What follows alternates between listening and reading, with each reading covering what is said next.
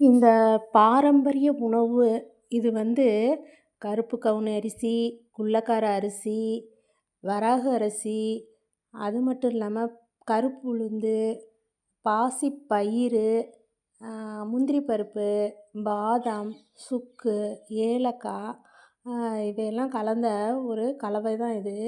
இது மிக மிக உடம்புக்கு ரொம்ப ஒரு நல்ல ஒரு அருமையான ஒரு உணவு. இது வந்து நம்ம கஞ்சியாகவும் வச்சு குடிக்கலாம், களியாகவும் கிண்டி சாப்பிட்லாம், தோசை மாரியும் கலந்து ஊத்தலாம். இத வந்து பல வகையான முறையில நம்ம குழந்தைங்க எப்படி சாப்பிடுவாங்களோ, அதுக்கு தகுந்த மாரி கூட இந்த மாவ வந்து நம்ம செஞ்சு குடுக்கலாம். அவ்வளோ ஒரு சுவையான ஒரு உணவும் கூட. நம்ம உடம்புக்கு அவ்வளோ ஆரோக்கியம். இந்த உணவு வந்து பாரம்பரிய உணவாகவும் நம்ம வந்து பயன்படுத்த பயன்படுத்திய அரிசி இந்த வகைகள் இதெல்லாம்.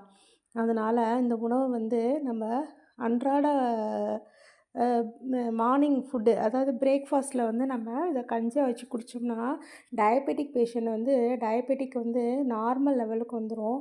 மத்த கொலஸ்ட்ரால், பிபி இதெல்லாம் வந்து நம்ம சுகர் இதெல்லாம் வந்து கண்ட்ரோலா வந்துரும் நம்ம உடம்புக்கு.